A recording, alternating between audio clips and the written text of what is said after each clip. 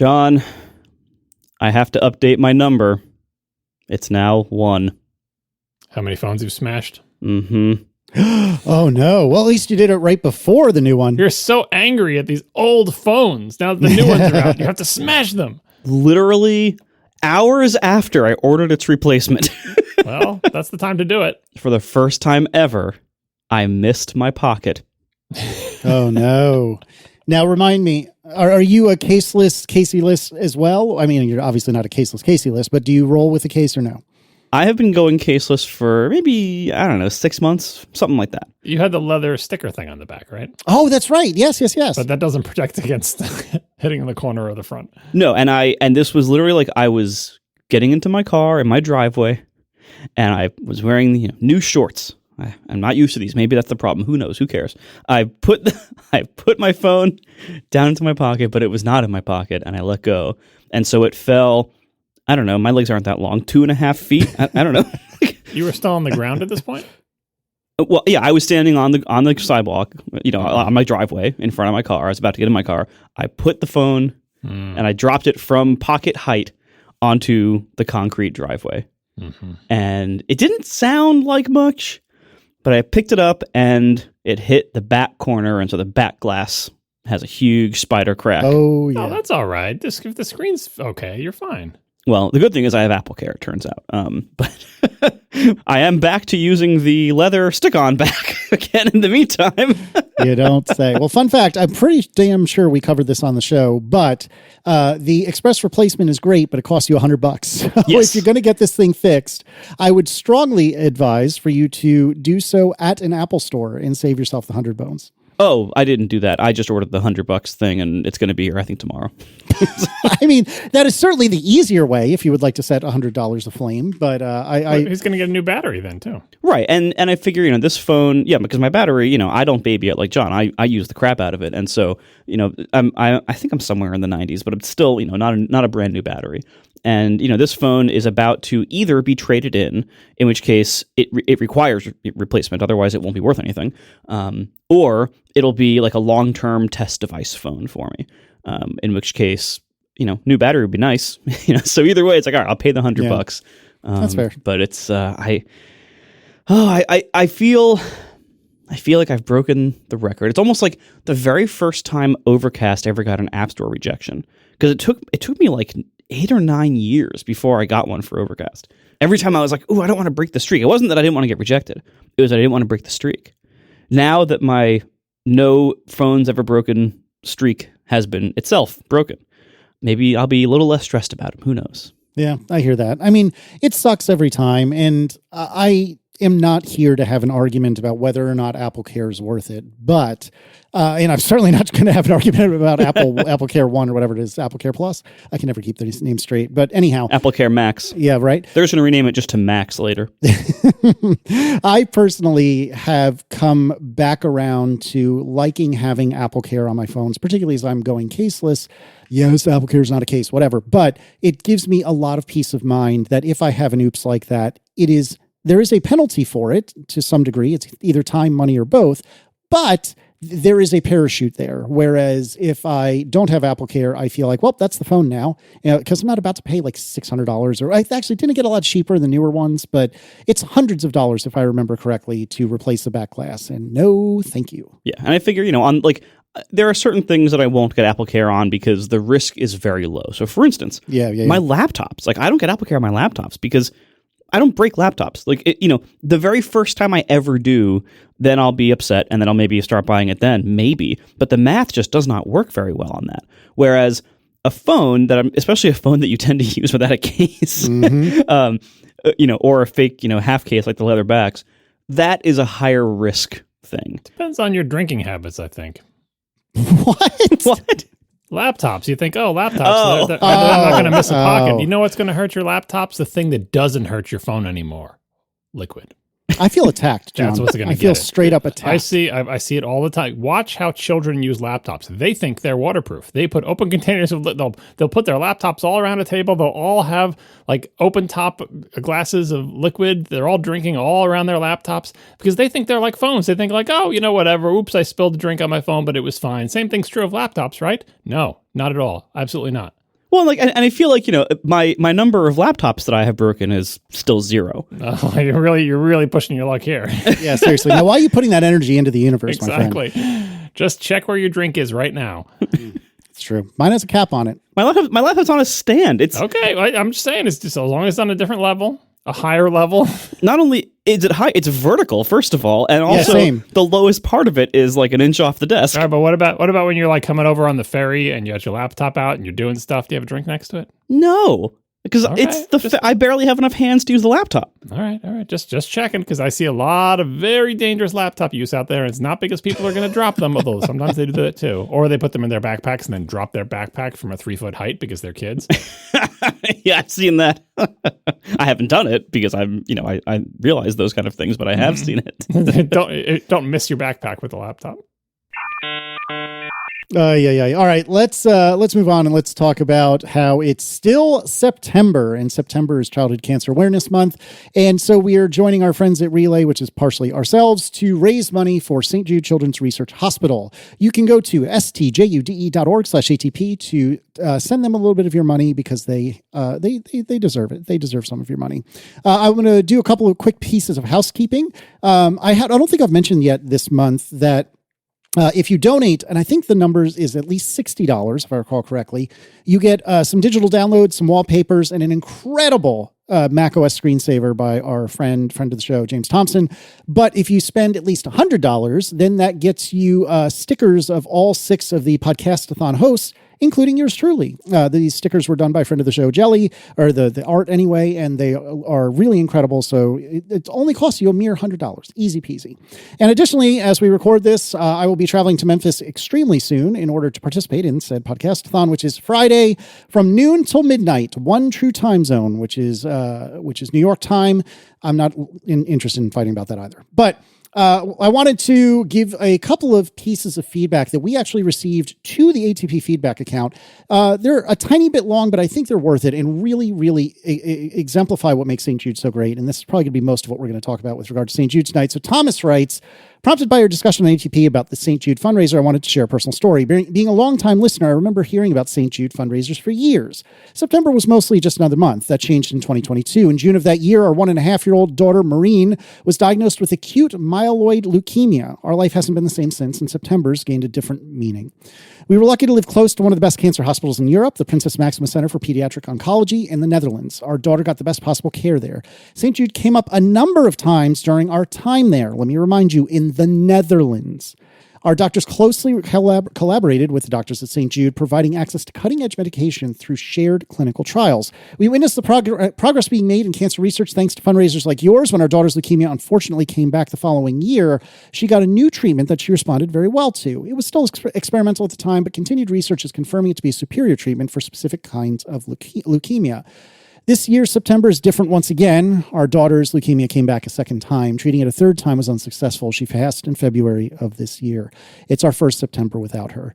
And I will just interrupt this to say that all 3 of us are incredibly sorry to Thomas and your family. That is absolutely heartbreaking. And I cannot believe you spent the time to write this because that is extremely kind of you. And I don't know if I would have had I don't know if gumption's the word I'm looking for, but the fortitude to do so. So finishing Thomas's email is a very kind email. Thanks for the work you do raising money for research for childhood cancer. I wish for a future where no parent has to go through what we have had to experience. Let us together make that a reality. And let me remind you that the slogan for this year and perhaps forevermore is let's give them more tomorrows. And that's a great example. So if you're moved by this, please feel free to honor Maureen, which is spelled M-A-R-I-G-N, in making a donation to St. Jude. Again, stjude.org/ATP. And then one more, a little bit quicker one. All-Purpose Guru writes, I recently underwent treatment for skin cancer, melanoma, which included a year of immunotherapy. That required intravenous therapy every 3 weeks for an entire year. The cost of medication for my immunotherapy was $34,000 per dose. The fact that St. Jude gives away these medications to patients is not something you should ignore.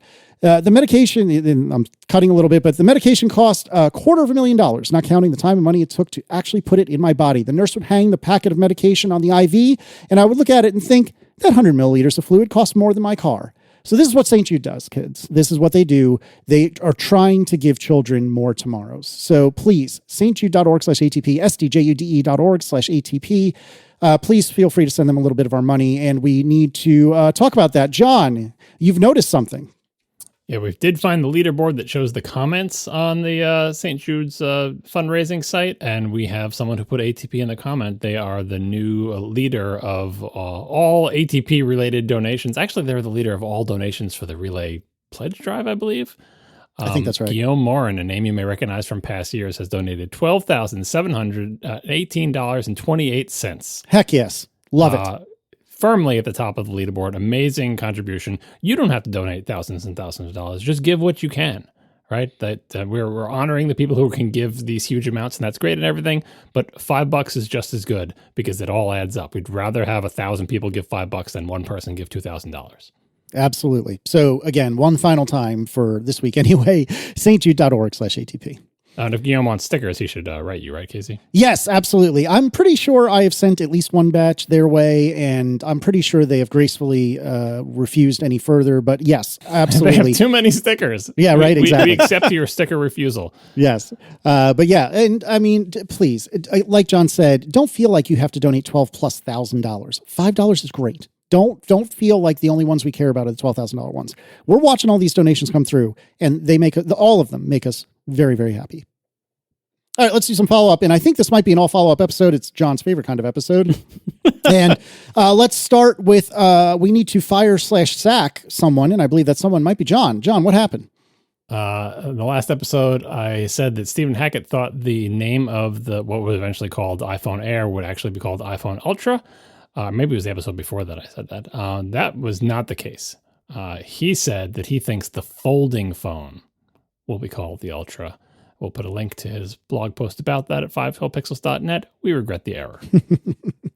All right. And then we were having a conversation about microns and micrometers and micrometers and all sorts of different things. And I don't know why I didn't think of this, but it was one of those times that I got myself wrapped around the axle and I didn't want to participate and say, yes, this is definitely the case. But someone whose name is probably John has done some research and figured out that what you might call a micrometer is indeed called a micron here in the States. So reading from Wikipedia, in American English, the use of micron may help differentiate the unit from the micrometer, a measuring device. Nope, I got that wrong, didn't I? A micrometer, a measuring device. It's confusing. A measuring device because that unit's name in American spelling is a homograph of the device's name. In spoken English, they are distinguished by pronunciation as the name of the measuring device is stressed on the second syllable, micrometer, whereas the unit name places the stress on the first syllable, micrometer. But that's why no one says micrometer. We said micrometer in the earlier episode. All three of us couldn't remember what it was called. We said micrometer, right? It's a micro and then meter. Yeah, but we call it microns here in the US, and I think everybody else does as well. All right. The iPhone Air battery pack. From what we knew last week, I stand by this. I think John is the one who said it, but I stand by your assertion here. From what we knew last week, it was a portless battery pack, and it turns out that is incorrect. Yeah, it does have a USB-C port on it. And the reason I thought it was portless is because Apple is just so stingy with their product photos. The average eBay seller puts 10,000 pictures of the thing they're selling for $5, but Apple's own website has just refuses to show certain angles of their products. And if you found the super high-res version of the slim iPhone Air battery pack and zoomed way, way in, you could see that it had a USB-C port. But I didn't do that, and I couldn't see one in the normal size photos. And I didn't have time to pore over the spec sheet to find out that it can charge other devices through the USB-C port. Anyway, the iPhone Air battery pack has a USB-C port. Fear not. I'm still salty that that's only for the iPhone Air. I understand, but I'm still salty. Did you see all the YouTube videos of people putting it on sideways on other phones? Yes. Because it'll charge your phone if you put it on sideways. Like the whole problem is it hits the camera bump on most other phones. Although I believe on the 16E. 16E? Yeah. The 16E, it doesn't hit the camera bump, but it sticks off the other end. Incredible. All right. Speaking of charging and related, you're going to need a new charger to take advantage of the iPhone 17 Pro's fast charging. I did not know this until I was doing my research for the episode this morning, and this bummed me out too. So reading from a 9 to 5 Mac. According to Apple, the iPhone 17 Pro and iPhone 17 Pro Max can charge faster than previous iPhone models, up to 50% in just 20 minutes. While that is true, it's thanks to a brand new USB power delivery specification, which isn't widely available in the market yet. In short, you'll need to buy Apple's new 40-watt dynamic power adapter if you want to charge your iPhone 17 Pro or iPhone 17 Pro Max as quickly as possible, at least for now. This is because Apple's charging brick is seemingly the only option on the market that supports this new USB PD 3.2 AVS protocol. Now, reading from The Verge, AVS, which stands for Adjustable Voltage Supply, provides granular voltage options, allowing the power source to offer more precise and efficient charging of devices like smartphones and laptops. For obvious reasons of safety, efficiency, and longevity, the batteries in our phones and laptops do not charge their maximum possible input for the entirety of the charging cycle. Instead, it's regulated at predefined voltages to slow down charging as the battery fills. With AVS, the power source can provide a very specific voltage that is closer to the ideal needed for the device being charged, speeding up charging without overheating. However, unlike a true 60-watt charger, Apple's little 40-watt GaN charger cannot maintain that peak 60-watt rate forever. Only 18 minutes, as demonstrated by Privateur Bach over at the USB-C hardware subreddit. That makes it suitable for fast charging a new iPhone 17, but not a MacBook Pro, which is why Apple sells it as a 40-watt charger with 60 watts max and not a 60-watt charger. Coming back to 9to5 Mac, other fast chargers on the market, like Anker's 45-watt nano charger, will also fast charge the iPhone 17 Pro, just not as rapidly.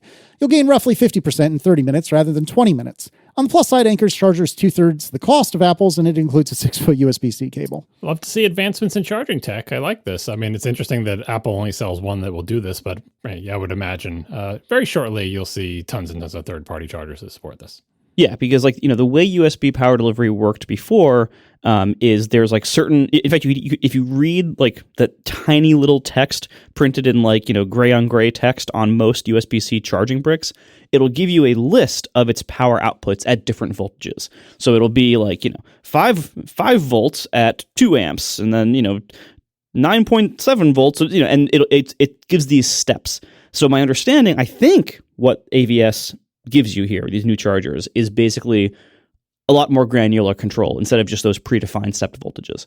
And so in theory, this is good because, as it says, if the phone can only take, a certain wattage right now into the batteries, if the charger can only output 10 watts or 20 watts, and it could take 18, well, too bad. 20 is too much, so it's going to say, all right, just give me 10 now. It'll step down to that. And so you have these little steps you can fill in the differences, and you can get more current into it over time. I believe, forgive me if I'm wrong, people who know more about this than I do, I believe that's how this works and why this works. It's more than that, I believe, because I think, again, I'm shooting from the hip a little bit here, but I think that the voltage levels that this supports are down to 0.1 volts as opposed to normal USB PD or previous USB power delivery, which was something like you were saying before, 10 volts, 20 volts, or 10, 15, 25, something like that. This goes down to goes in increments of 0.1 volts or something along those lines. Again, the specifics may be a little different. Right. The only thing I would say, though, is before everyone gets too much FOMO about your existing chargers with this or all the other chargers on the market so far, with the exception of, I believe, the Google Pixel recent one for the same reason. Keep in mind that when iPhones have gotten faster charging abilities before, and you actually look at okay, what's the real world benefit of this? It's not as much as you think most of the time, because the battery still does slow down as it gets towards the end. Now, this will help it slow down maybe more gradually and have, as we were saying, have those more granular steps in the meantime, which will charge it faster, but it's not going to be twice as fast or 3 times as fast. It's going to be, as they say, in this example of it'll go from 30 minutes to 20 minutes. And that's probably that's a best case scenario. Probably if you're starting the phone very low, starting at 10 or 20%. Yeah, that's just the first half of the battery charge. That's I'm assuming from 0 to 50%, which is the easiest part to charge, and you get 10 minutes savings on there. When you go to the second 50% of the battery, you probably get even less. Right. Yeah. If you're trying to charge it from 50 to 100, that's going to be substantially slower, and that's always going to be the case with lithium-ion batteries. But this kind of thing, if you're frequently charging in that range, this kind of thing probably won't make as big of a difference as you think. It's still better. Ideally, this will be great once these are more universal, but it's not necessarily something to oh my God, I have to go throw out all my chargers now and get new ones.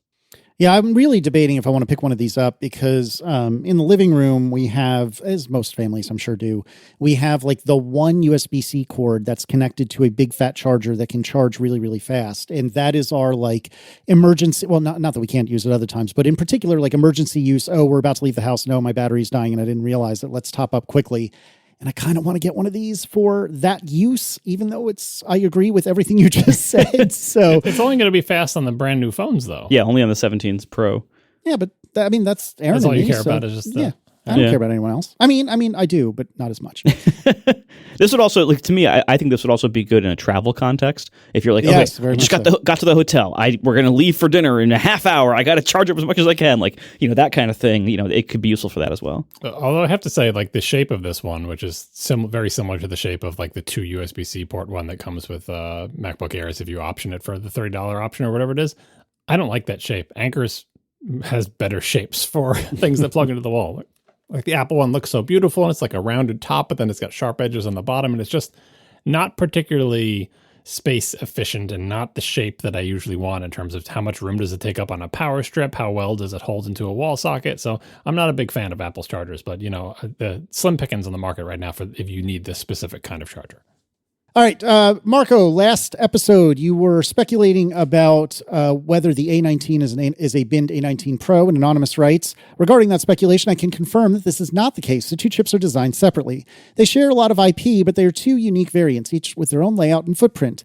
This provides energy and cost savings for the non-Pro phones since they don't have all the features that the Pro phones do. Cool. Still be cool to see the die shots to see exactly how different they are from each other. And it also, I would love to know if any of the cores are different. Like probably the efficiency cores are the same. Are the power cores different from each other in any way besides the amount of cache? Still would love more details on this, but that's some clarification. It's not all the same A19. The A19 and A19 Pro are different.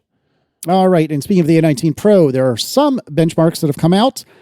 Single core, I'm not going to read these numbers, but suffice to say single core is about 8% faster than the A18 Pro, multi-core about 13% faster, and metal 40% faster. Maybe I'm being a dummy, but how are we getting like 10% and 15% increments on the CPUs each? Well, and 3P and good architecture changes, and the metal score has got to be like, because remember, this is not like frame rating your games are going to be 40% faster. It's just the metal compute score, and it's those embedded neural engines or neural accelerators or whatever. Like that's where they're getting the big numbers on the GPUs because they added like, I don't know what those things are, but everything they were touting is coming out of the benchmarks. And these are preliminary benchmarks. This is from Searching Geekbench for iPhone 18,1, which, believe it or not, is the signifier for the 17 Pro. Don't ask. Long sorted history of numbering in the phones. But yeah, these are numbers were just averaged together from all of the results that were found as of like yesterday. So maybe the numbers will change a little bit as like the quote unquote official ones go to the site and people get their phones. But yeah, pretty good. 8% faster in single, 13% faster in multi. And I think the metal one is all the accelerators. So impressive showing. Yeah, and this is probably a good indicator of roughly what to expect from the M5, if I had to guess. I forget. Is this the M6 destined core or is this the M5 destined core? I forget if the core is lagged behind, but we'll probably find out from the scores. Keep in mind that like this single core score, while impressive, is not as high as the M4. So I've lost track of which cores are in which things, but it could be that these are the same cores that are going to be the M5. But we'll find out once that iPad is released, hopefully in October. Yeah, should be soon. Oh, and later in this marathon of follow-up, I will take both of you to task for something from the previous episode. So to preemptively balance that, I have a something for you two.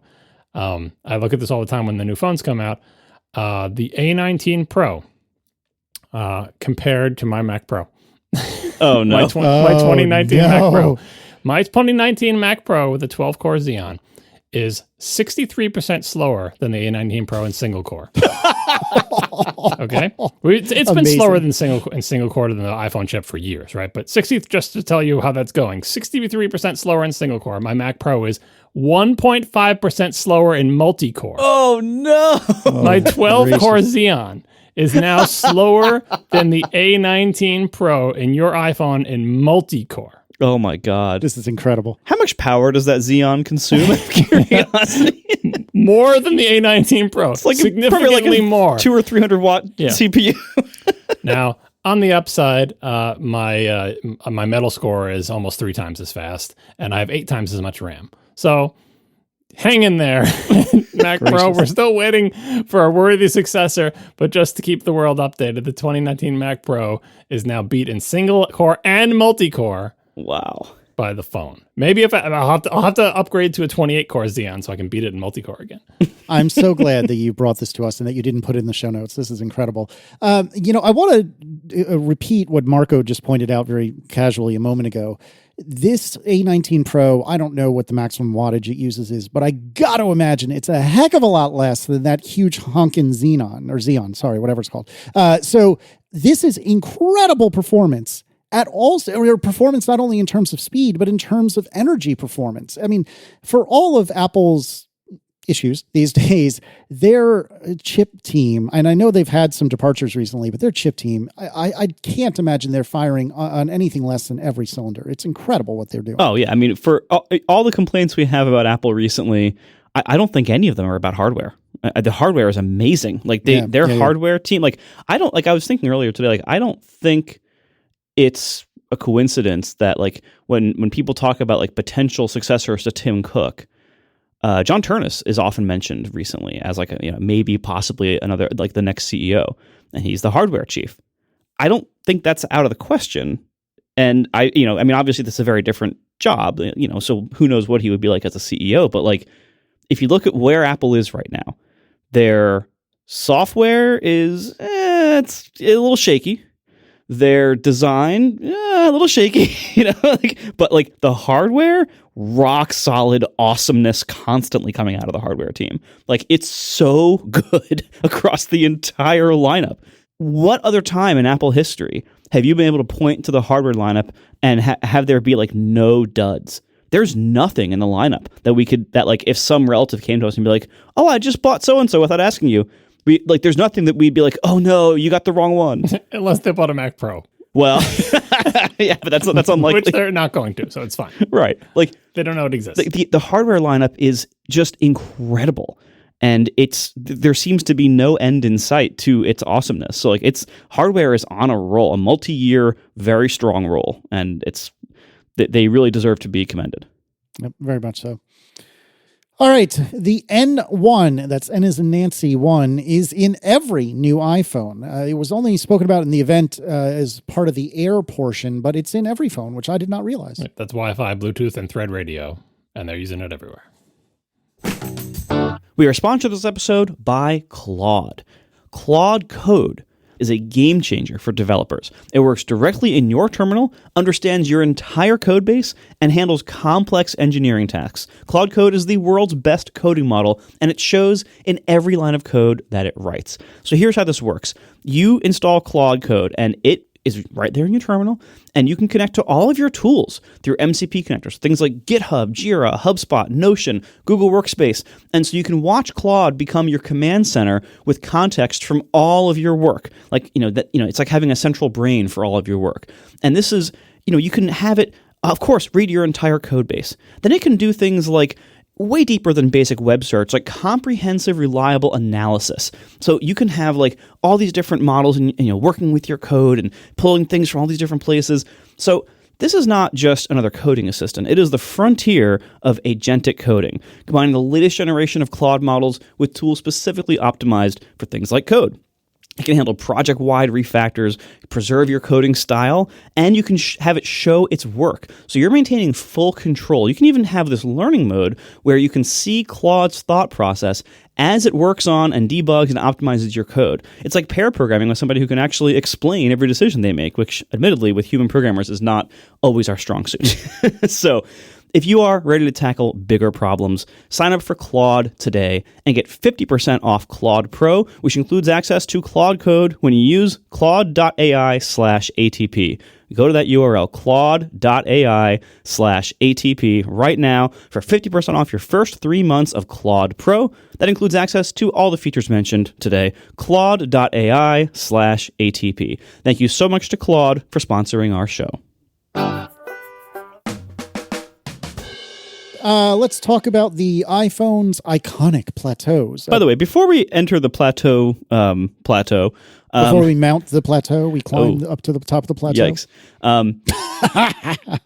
So I did want to call out, I think it's a little bit BS-y to talk about phone thickness now. Now? Well, yeah, but it's like, I think the Air really shows how ridiculous this discussion has gotten when you're like, the phone is, 5.5-ish millimeters thick. I was like, well, a lot of it is, but there's a huge part at the top that is a lot thicker than that. And so can you really say the phone is that thick when only a portion of it is? Like when the MacBook Air was wedge shaped, no one ever said the MacBook Air is 0.2 or whatever the tip of it. No one ever said the MacBook Air is 0.2 inches thick. Like, no, it was always like, it was explained, like, it's 0.2 at the thinnest point, and then it was, 0.5 or whatever at the thickest, whatever it was. No one ever said, like, the whole thing, is, or the MacBook Air period is this thick. I think it is misleading and not very useful anymore to describe the thickness of iPhones by their big flat part on the bottom and kind of ignore the fact that the camera plateau is there for thickness consideration, because it's so thick now and it's so wide. It's like the top 20% of the phone. That's a lot of space and it's a lot thicker than the body. So I'm calling BS on any mention of like the iPhone being X millimeters thick or thin without qualifications, because that I think is no longer truthful.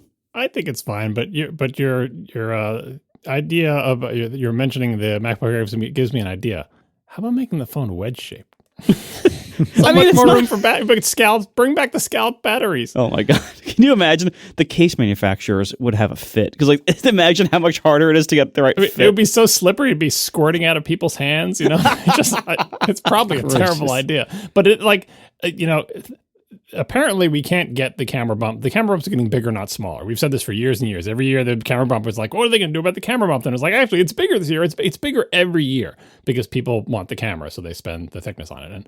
And by the way, the vast majority of the phone is thin. I think it's fine, but whatever. But you can't say the iPhone Air is 5 millimeters thin, because it's not. People know what you mean, because the vast majority of the phone is that thin.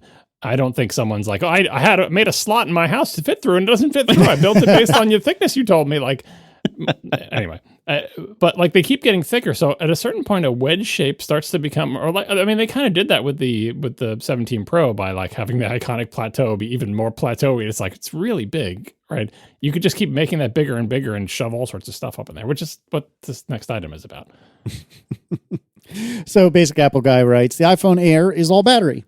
The entire brains of the phone is essentially smushed into the camera plateau. I thought we knew this last week. Did we not? We did more or less, but a couple shows back, I remember saying like we were looking at it all back when we were looking at like the mock-up models that everybody had of all these things, and it's like, what's going to be in the camera bump essentially, and in particular on the Air, what's going to be in the camera bump, because it's just got the one camera. And they're like, why extend that lozenge and make it look like a Google Pixel? What's the point in doing that? And now we know from the presentation, the point in doing that is they put basically all the computer chips up there. That's what's in the rest of the lozenge, is the rest of the phone, and leaving the big long flat body to basically just have the battery and the Taptic engine in it, and like the ports and some other stuff like that. That is also kind of true of the 17 Pro, that they've shoved stuff up there. Because you've got the 3 cameras, and then way over on the right, you've got like the flash and the LiDAR thing. And in the middle, there was speculation about them sneaking some battery up under there and some other things. I do want to see the iFixit teardown of these just to see how much, because they hollowed out the glass on the Air to get that in there. And then, of course, on the Pro, that's not glass, it's aluminum. They've also hollowed out. I would love to see exactly what they've tucked in there. But like I said, I think the logic board is horizontal in the Pro, and then the whole rest of it is battery. But how much did they hide in there? So anyway, that's why this thing looks like a Google Pixel. I don't actually know if Google Pixel also puts all their circuit boards up there. But if they don't, I feel like they're missing out, because it seems like it's a good idea. Well, there are. It's probably. Obviously, there's considerations of things like how many cameras you can fit and how deep they can be, but also like heat. Maybe like heat dissipation, I think, could be not amazing with that kind of layout. Like I think we're going to find the 17 Pro with the vapor chamber thing, like that, that's going to spread the heat across the whole aluminum, case and the whole back of the phone. The Air is kind of the opposite. Like the Air does not seem to have much of a mechanism to spread the heat. the brand promise of the name Air is it will thermal throttle because there's no place for the heat to go. It's true of the MacBook Air, and it's true of the iPhone Air. Yeah. Like when they benchmark these things, like you're going to see, even if we talked about this last time, like do they have the same peak clock speed? But run some long running benchmark on the Air, and boy, is it going to throttle before the Pros. All right. The iPhone 17 Pro. Apparently, I owe you and Marco may owe you an apology, John. Both of you, yes. Last episode, I could not believe it when both of you were like, I didn't know this was going to be a unibody. And we talked about it on the previous show. And so someone actually looked up in the transcript the word we used multiple times. I literally said the word unibody at least twice. And you know what, Casey? You also said the word unibody. So both of you last episode were like, we never talked about this. We didn't know it was going to be like this. We didn't know it was going to be a unibody. You did. Wow. Briefly. I listened to the clip. I am not arguing that this is incorrect.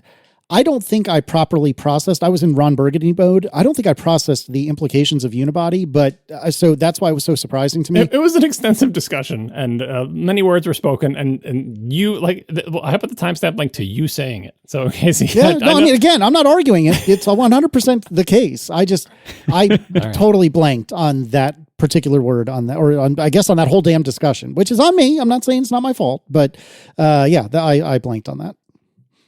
All right, the millimeter wave antenna is back, or the window, I should say, is back. On the 14, I think I have that right, it was in the spot that the camera control, or I guess 14 and 15, it was in the spot that the camera control took on the 16. And so there wasn't a bespoke antenna, there wasn't a visibly bespoke antenna anywhere on the 16.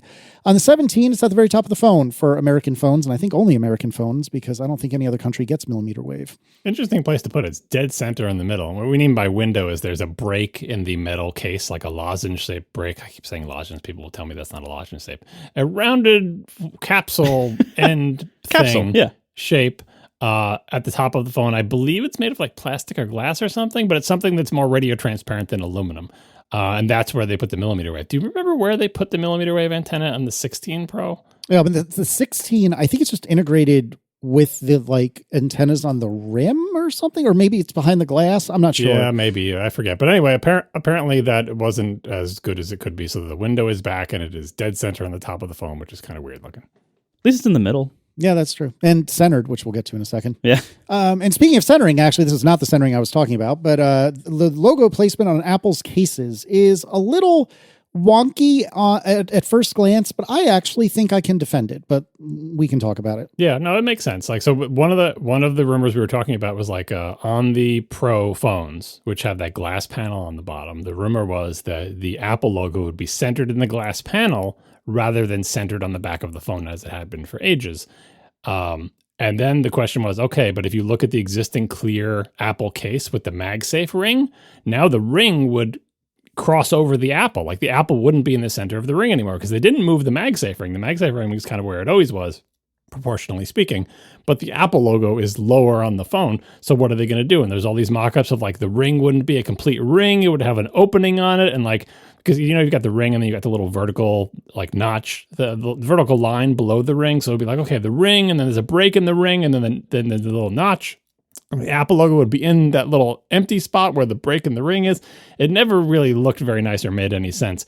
So here's what Apple actually did. For their clear case, for the 17 Pro, they do not have a clear case with a white ring on it. They just white out the whole, the whole glass panel area, the place where the glass panel is on the 17 Pro. The case has an opaque white thing there. And the Apple logo is centered in the opaque white thing. The ring is still, where it always is and is quote unquote crossing over the Apple logo, but you don't see that because the whole back is white. So that's what they did there. But on the cases for the 17 Pro that aren't clear, like the Tech Woven thing, the Apple logo is centered within the full height of the phone, not centered within the glass panel, because when that case is on the phone, you can't even see the glass panel, and it would be kind of weird, not that weird, but kind of weird to center the Apple logo in a structure that you can't see on an opaque case. I understand why people are like, what the what, but I agree. I think this makes perfect sense. It makes so much more sense than those mock-ups with the ring with the break in it, and setting aside that you wouldn't have magnets where there was no ring, this makes so much more sense. Although it does mean that your clear case is not all that clear anymore. Yeah, I do think it's a bit of a misnomer now, like because it's obviously like most of the actual area of the case is white. Yeah, it's like a clear edge case. All right. And speaking of cases, apparently a lot of case makers made a bet that didn't come true. So Tyler Hayes writes, I did a web search for iPhone 17 Pro case, and the first 4 out of 6 sponsored products showed a black iPhone 17 Pro. I clicked through to several online stores and found the same thing. Let me just remind you, there is no black iPhone 17 Pro. Yeah, this is an article on PC Magazine website, and the headline was, who wants to tell these case makers there's no black iPhone 17 Pro? There's so many pictures of black iPhone 17 Pros because they just did all their artwork based on the mock-ups, and they thought for sure that's a safe bet. Why don't we just do black? We don't know what the colors are going to be, but sure they're going to have a black one. Nope. All right, John, what is the actual origin, or what is your headcanon for the origin of blue, white, and orange for the iPhone 17 Pro? Yeah, because those are the only 3 colors it comes in, is whatever it is, that really, really dark blue, which is practically black, but not really. Silver, which just looks like silver, and then cosmic orange. And I saw lots of people saying, these 3 colors remind me of something. In fact, on last episode, I even said the Denver Broncos, and apparently Denver Broncos have changed their logo, but their logo from 1997 to 2023 was a really deep dark blue, white, and then reddish orange. Casey, you came up with the GameCube one here, showing the really deep blue one next to the purple. I think it's supposed to be the purple GameCube, although the white balance is off on this picture. And then there was a silver GameCube for the silver phone. And then there's an orange GameCube, a spice GameCube for the orange phone. I think this is not a good color match because, first of all, this image isn't very accurate. And second, the purple is very different from the dark blue. And I think spice is different than that orange. But okay, it reminded you. And by the way, there was a black GameCube too, so it's not a perfect match. Some people think it reminded them of the flight suit that Luke Skywalker wears in the Star Wars trilogy. Because he's got an orange flight suit, which I guess has some dark black that could be like dark blue, and there's gray stuff. Okay, Luke Skywalker, I see that. But as soon as I realized this, I feel like this is the actual answer. When I saw the logo of Auburn University, which is where Tim Cook went to college in 1982, graduated in 1982, their logo and colors are deep dark blue and orange. And unless you think, who cares? Tim Cook, fine. He went there as an undergraduate. You think he's going to color phones like his school? I was doing some Googling for this. I'm like, he's a really big Auburn fan, isn't he? What can I find that will back up the idea that he's a really big Auburn fan? So I did some Google searches, and I came up, I don't know if this is true. This is some thing from silverwavesmedia.com. It sounds like a rumor, but this is what it says at that website, and we'll link it in the show notes. Cook graduated from Auburn in 1982, and it is rumored that he paid for the whole buyout of former Auburn football coach Gus Malzahn. The total buyout was over $21 million. So they're saying that he, paid to get rid of a football coach, paid $21 million of his own money. That seems highly unlikely to me, but who the heck knows? But anyway, what I did find is strong evidence that he really cares about Auburn football. And if these really are the Auburn colors, they do look like a very good match for the iPhones. I would be hard-pressed to believe that Tim has anything to do with any of these colors. However, even though the University of Virginia does have very similar colors, not the same, but similar, I think the Auburn connection is the strongest of the available options that have been presented. And let me tell you, as a very big college football fan, it is not at all surprising if he really did take care of that buyout. In fact, my actual alma mater, Virginia Tech, we just this past week fired our head football coach because he had not performed at all. And he has, I think, a $6 million buyout or something like that. So it's typically on the boosters, on the fans to come up with that money, because usually the university doesn't pay that. And I believe at Tech, and this is probably true of other universities, but at Tech, as far as I know, the school pays for little to maybe even none of the football program. It all comes from fans and people who donate to to Virginia Tech and so on and so forth. So this is a real thing, and it wouldn't surprise me at all if Cook did indeed pay a $21 million buyout, because to him that's like chump change. He should have paid to stjude.org/ATP, but that's neither here nor there. Yeah, the idea of like these ridiculous buyout contracts. Like, okay, if we don't like you, we have to pay $21 million to get rid of you. It's a racket. That's very familiar to CEOs. Yeah, that's true. But it's in certain jobs, certain rare jobs, CEO, head coach, they pay you to leave. And I totally believe that that Tim Cook had nothing to do with the colors in the phone, but everybody who works there knows that he likes Auburn, and it could be a way of like, oh, if we show him this, he's definitely going to approve, and kind of like a wink. I don't know. It's kind of strange that no one asks any questions about this. Not that they're probably going to say, but it is a weird lineup of colors. No black, really dark blue, silver, and orange. Could be Luke Skywalker. Could be the Denver Broncos. Could be EVA. Could be Auburn. I mean, also, well, first of all, how much do you think we can get Tim Cook to leave for? But I don't think you want to see how much that buyout is. Yeah, seriously. But it's also, orange and blue have been a very popular color combination forever. So I also like it. It might just be that they decided these were cool colors. Also keep in mind that particular shade of orange looks so far. We don't have them yet, but it looks so far very similar to the orange on the button on the Apple Watch Ultra. They've used. Was that called International Orange or something like? I believe so. And an orange has been used as an accent on electronics that Apple likes for a while by companies like Sony and Braun, that provide a lot of their design inspiration. So these are just cool colors. I think you have the cause and effect backwards. I think the reason why these colors are here is because they're cool, and the reason why all these other places also use these colors is also because they're cool.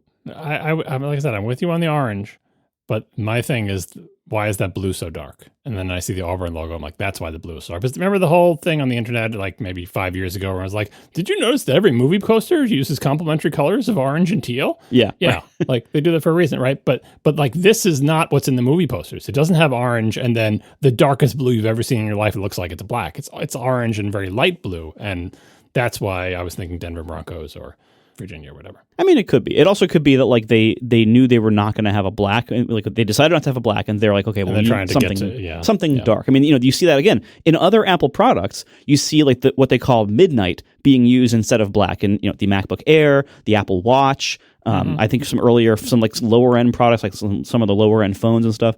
So you do see them using dark blue in place of black before. So again, I think it's just these are just cool colors, and everyone else uses them for the same reason. We are sponsored this episode by Squarespace, the all-in-one website platform for entrepreneurs to stand out and succeed online. Whether you're just starting out or managing a growing brand, Squarespace makes it easy to create your beautiful website, to engage with your audience, and sell anything you want, your products, to your content, to even your time, all in one place and all on your terms. So here's how this works. You go to Squarespace and you make a website for your business. You start with their design intelligence system.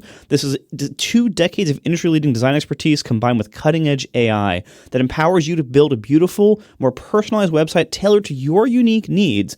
And you can take that identity that you create there and share it across your entire online presence. And of course, you build your site for your business. This is super easy. There's no coding. There's no software updates. There's no patches to deal with. Nothing like that. Squarespace handles all of that for you. It's all visual. So if somebody's coming to you and saying hey, nerd of my life, help me make a website, you can say, you know what, you don't need my help. Here, go to Squarespace and you can do it yourself. And that frees you up and it empowers them. What better gift can you give somebody than the tools to do something like this themselves without going through you? And it's, of course, for any kind of business you want. Physical goods, digital goods, gated content like private newsletters and podcasts and stuff like that. All of that is supported with Squarespace. Even if you're a consultant or a coach and you got to sell time slots for your time, you can do that too. It supports so many different models, so much different kind of content. It's amazing. See for yourself by starting a free trial. You can build your entire site in trial mode, and you can see how well Squarespace works for you. Go to squarespace.com to get started today. When you're ready to sign up, go to squarespace.com/ATP to save 10% off your first purchase of a website or domain. So, squarespace.com/ATP. Start that free trial and go there to save 10% off your first purchase of a website or domain when you are ready. Thank you so much to Squarespace for sponsoring our show. All right, let's talk iPhone Air. We made passing reference to this a couple of minutes ago. Mark Spoonhour from Tom's Guide, Lance Ulanoff from Tech Radar interviews Jaws and Turnus. The first half of the interview is all I had a chance to watch, and I forget which one it is, but we'll link in the show notes. It was only about 15 minutes or something like that, and I thought it was really good. I mean, it's as with all Apple interviews, they're very polished, very well trained. You don't get a whole lot out of it, except... I forget exactly what time it is. We'll put a timestamp link in the show notes. At one point, Jaws is talking about how rugged the iPhones, but particularly the iPhone Air is. And he has one sitting on like the side table next to him. And eventually you can see him like computing it in his head. He thinks, and he decides, you know what? Here we go. And he hurls, as the kids would say, he yeeted the phone right across the room to Lance, who didn't even catch it. And then it fell on the next side table and it was no worse for wear. And Jaws literally says to them, go ahead and see if you can bend it. And sure enough, these two dudes that are probably roughly our age, they try to bend it both ways and couldn't do it. Apparently it started to give a little bit, but then would go right back to shape. This was such an incredible flex. And I loved every second of it. It was so cool. This is the important calculation. So first, quoting from the interview here, what Turner said was, it exceeds our internal metrics for bend strength, which Jaws added, which are pretty high. And then, Jaws made the calculation because they're like, so thin, is it really as rugged or whatever? So he threw it to him, first of all, which is a risk because it could have broken because he did not catch it. Yeah, he didn't throw it to him on top of my driveway. It just clattered onto the side table. It didn't fall that low. And then they said, go ahead and try to bend it. Now, here's the thing.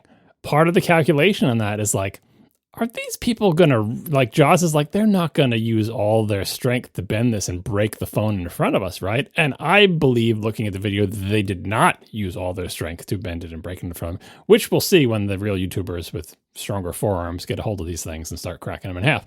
Because every phone will break eventually. Like they're not, it's not magic, right? They did put a lot of pressure on it, but I don't think they used all their strength. And honestly, I wouldn't have either. Who wants to have a glass thing shatter in your hand? Right? They just had their bare hands on it. And that's why this is such a genius move, because Jaws knows that even if they're capable of breaking it, they're not going to break it right here in front of that's why he gets the big bucks, right? It was a smart move, and it was a calculated risk, but it worked out for him. So it's titanium. It's very well glued and screwed together. The new glass is stronger than ever. I don't have any problem believing that it is much sturdier than, for example, the eminently bendable iPhone 6. Is it more bendable than the Pro? Yeah, I think so. So we'll find out once people get these and hook them up to scientific equipment and start cracking them in half. But kudos to Jaws for taking a risk and getting away with it. My guess is they have done that before, and like internally, like he definitely knew that this would pass this test. Like you can tell that he has done this before that interview. Mm-hmm. Yeah, I agree. Apple does not take risks like that.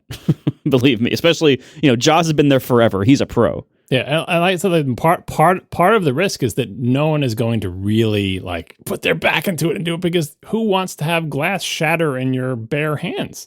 Nobody. And it is kind of actually hard to get leverage on it if you're not accustomed to breaking phones in half like the YouTubers are. So you can see what they did. They just did what everyone would do, is they just take it and tried to bend it. And they're applying force, but they're not like, let me get my whole fist around it and bend it over the edge of my leg. And you know what I mean? Next year they'll have a blender on stage. Like, what's that for? I mean, well. Oh, just wait. Incredible. Sam Henry Gold writes, I'm guessing the iPhone Air name was last minute because there's still a couple of straggler references to iPhone 17 Air on the website in alt text and some regional pages. A Japanese webpage also at some point mentioned an iPhone 17 Plus, so I don't know what's going on there. Maybe somebody asleep at the wheel. I'm guessing this is not just like the name was changed last minute. I'm guessing this was like somebody on the web team had the wrong name until the last minute. But like the name of these products, like, they're like printing boxes and stuff like months, like this kind of stuff, like this is decided not at the last minute. Yeah, well, but the thing is, the decision is not decided at the last minute, but the information is not distributed widely. So once they finally said, are we doing 17 Air or are we doing Air? And they finally said, no, we're just doing plain Air. And they started printing the boxes. 3 weeks passed, but that information was not passed on to the web team. So they're still writing 17 Air on all their checks, I mean, it happened with, I think it was Lion 10.7, where they were trying to go from Mac space OS space capital letter X to just OS space capital letter X. And Apple itself couldn't decide. So is it Mac OS 10 10.7 or is it OS 10 10.7? And it was like 50-50 through all the material for the life of that OS that no one could agree whether it was OS 10 or Mac OS 10. They eventually settled on OS 10, I believe, in 10.8 more thoroughly. But sometimes within a big organization, especially when the information is not distributed that widely, preliminary decisions have a way of just like having momentum. And even when, like in the Lion case, they never decided what it was going to be. But in this case, when they settled on iPhone Air, not everybody got that memo fast enough. Right before the announcement, like at the show before the announcement, before we knew for sure all the details, but like it was, we all had every detail from the rumor mill. John had asked me in the chat, like, what would make me not buy the iPhone Air? Because I had said in the previous episode, I'm probably going to buy the iPhone Air. And I said, there's 3 things. Number 1, if it doesn't have always on screen. Number 2, if it doesn't have ProMotion. And it has both of those things, great. But the number 3 thing I said was, if the speakers suck. Because I had seen, like that day, I had seen like some mock-up from some rumor site, and I saw the bottom of the phone, and I saw these little, like, it only had a couple of holes at the bottom. And I'm like, speakers are hard to fit in a really thin enclosure. If the speakers suck in the phone, that would really be a problem for me in my usage of the phone. Casey, what did we learn? So this is a video from Max Tech, who did a really good and really fast-paced, here's something like 17 things you didn't realize about the iPhone 17. And one of the first ones is there's no speaker at the bottom of the iPhone Air. The only speaker is the earpiece speaker that you would use when you're talking on the phone. Yeah, so a long time ago, the originally like the only out loud volume speaker of the iPhone was the big one on the bottom. A long time ago, I forget exactly which phone it was, they basically put a higher powered speaker as the phone earpiece speaker such that it became a second one. And that way, when you rotate the phone, they can say, look, we have stereo sound now because it comes from the big one on the bottom. And then also we just crank up the earpiece speaker enough, and that's like a second speaker up top. But the top speaker is not nearly as good as the bottom speaker. So you're going from not only from 2 speakers to 1 speaker in the Air, but if you were going to pick one, you picked the worst one. So I think the iPhone Air is going to be a substantial degradation in both the quality and the total volume output of the built-in speakers. And that, for me, sealed the deal. Like, I was probably going to get the Pro anyway, but I was really curious. I was going like, maybe I could try the Air at first, see how I like it. But no, without like top-class speaker capabilities, it's not for me. That's it. That's what did it. Is that because you're always talking loudly on speakerphone in public? Yeah, I hold it like a pizza, like Merlin likes. No, it's because, I am very frequently listening to podcasts out loud on the speaker. As I'm like doing stuff around the house, I'll like set the phone down on the counter and do some stuff in the kitchen or whatever. Like, I very frequently listen to podcasts out of that speaker. You should get some AirPods. I also have AirPods, and I have some HomePods that sometimes even work. The reality is I walk around and I do stuff, and I use the speaker a lot. If I'm in the shower, I'll like prop it up on a shelf nearby. I use the iPhone speaker all the time. And so that's a deal breaker for me. Yeah, and those little holes at the bottom of the iPhone Air, those are just for the microphone or microphones.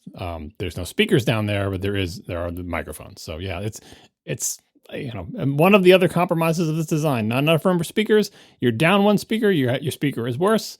It's not going to be great for all those people who want to talk loudly on speakerphone in public. Yeah, and I think like the more that we look at the Air, like I have tried, because I am curious. I was trying to, like earlier today, I was looking through all the trade-in prices. I'm like, I wonder if I can trade in a bunch of my old test devices and just get an Air as a test device, which I might still do because I think it might be useful. But I'm trying to come up with a reason to get this phone. And like the more I think about it or the more we learn about it, I'm just like, oh no, I really shouldn't get this phone. And I wonder like how other people are going to react to it. Like so far, the tech press has all been pretty much in agreement that this thing looks and feels pretty cool, but it's not the phone you should buy. And I'm trying to think, like, who is it for? I'm having a hard time coming up with people it's for, because they seem to have done a great job with like, the physical design of it. Like it looks really cool. Everyone says it feels great, but I have a feeling that effectively no one is going to buy this phone, which maybe that's okay. Like, I think, honestly, I would love to see Apple continue to make weird phones that take risks and optimize like really hard for certain things. But if it's going to have the worst cameras and the worst battery life of any phone in their lineup. Those are really huge things to most people. Like most people, and it's not the cheapest. Yeah, it's not. So it's not cheap. It doesn't have good battery life. It doesn't have good cameras. It's not small, so it doesn't fit the small hand people their needs. It doesn't have good thermals, probably. It doesn't have good speakers, probably. What does it I have a feeling it's gonna maybe sell even worse than the Plus did. I'm trying to think who's going to buy this. I think it's going to be something that everyone does cool videos on, and everyone knows what it looks like, and it looks cool, and maybe maybe you'll occasionally see somebody who wants to look flashy. You'll occasionally see them using it, but I don't know. I think we're going to see a lot of orange phones this year, and I think we're not going to see any Airs in the real world. I'm trying to predict when's the first time I'm going to see one in the wild that's not at an Apple store.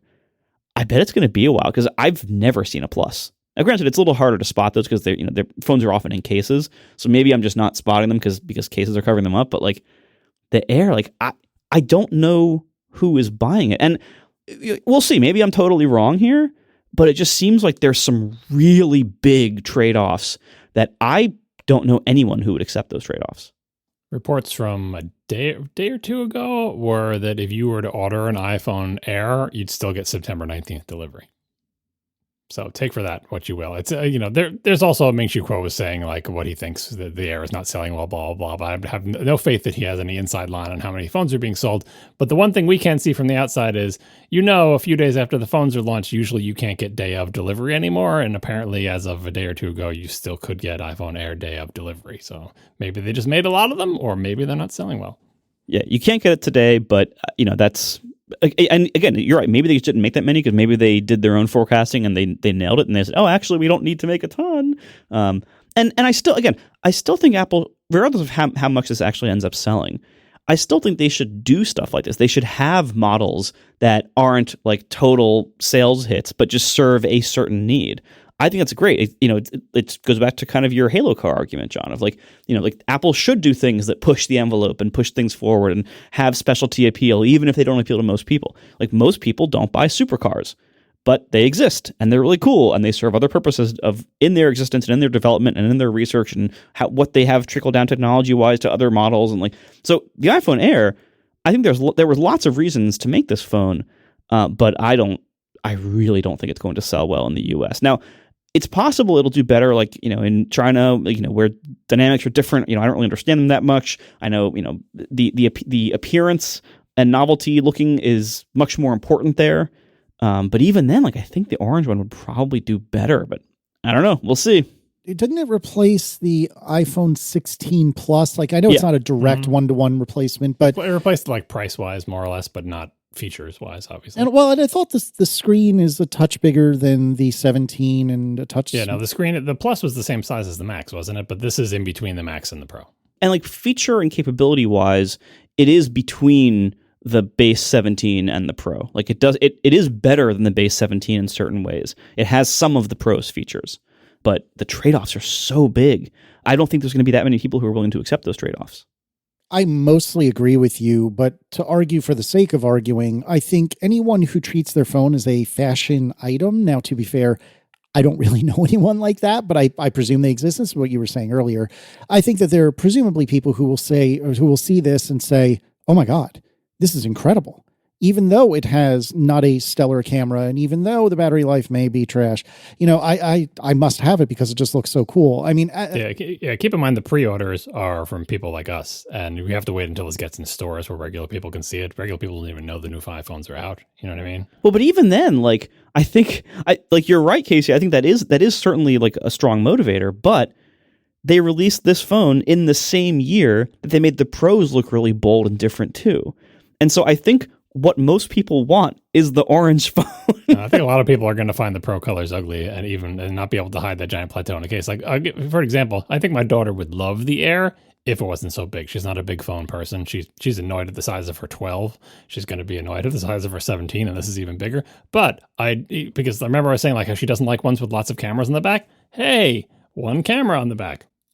I think she might be turned off by the Plateau or whatever, but I'll ask her about it, because I think the fashion angle on this is basically like, I bet you'll see like fashion influencers having this phone because it's like a status symbol or whatever, but and I can't possibly predict the sales. I thought the Plus phones would do, I didn't think they'd do great, but I thought they'd do better than they did, because I mean, we don't know, obviously only Apple knows how they actually did it, but all the doom and gloom I've heard about the Plus phones is like they just could not get rid of these things. So will this do worse than the Pluses or better? I can't tell right now. I wonder too, like, with the Plus, because I also, like you, I thought the Plus was going to sell very well. I've said the same thing about the 15-inch MacBook Air. I wonder if that's I've never seen one of those in real life either. Yeah, like outside of an Apple store. So like I wonder if those. It's like I said last time. I think Apple is too good at upselling. Yeah, like they get you in the door with one of these things, and they're just like, "Well, don't you want the MacBook Pro?" And you're like, "Okay, fine." It used to be that if you wanted the biggest screen, you had to get the high-end line of product. And over the last few years, they introduced the 15-inch MacBook Air, the 13-inch iPad Air, and the iPhone Plus. And it seems like none of those are really setting the world on fire, even though at the time, each one of those, when it was introduced, I said, I think on this show, this is going to sell tons of these, like they're going to sell tons of these things. And they probably thought the same thing. And maybe they had research showing they would. But I think, John, I think you're right. Like most people who want the cheapest thing are okay with the smallest thing, or even are seeking out the smallest thing. And then people who are willing to be upsold for a bigger screen are probably also much of the time willing to be upsold to the better features also. And so we're just not seeing this market materialize of like, it's the same thing as the base model, but bigger screen. Like that market seems to not exist that much. Whereas that's what I think what they're trying to do with the iPhone Air now is say, okay, it isn't just the base model, but a bigger screen, or it isn't just the base model, but thinner.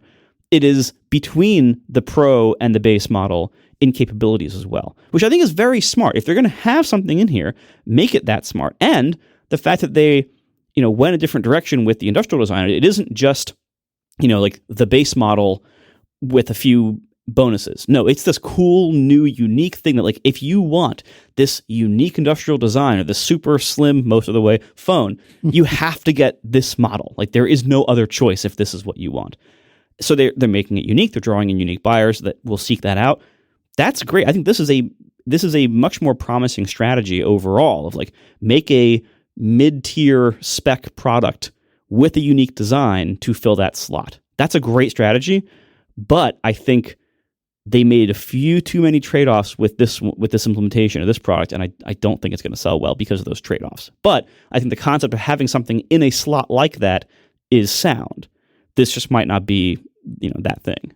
If you could wave a magic wand and leave all the specs and the price and everything about the iPhone Air the same, but shave off the camera plateau and make it completely flush, do you think that changes the attractiveness of this phone? Obviously, that's not possible, but like just imagine, because I wonder how much of the I think it's going to sell based on its appearance, and I really do. For me personally, I think that camera plateau makes the whole phone ugly, and I wonder how many people are going to have a similar idea. It's getting back to what you said, Marco. It's like, oh, it's thin, but not that thin at that part. It looks ungainly and awkward. I understand that's what you got to do right now with the tech that's available. You can't make a phone with these capabilities that's flat on the back, but boy, if it was.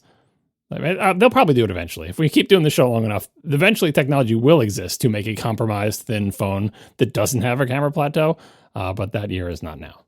I think it would do a lot better if the Air was the one with the bold, cool new colors, and the Pro still had its boring colors that it always had.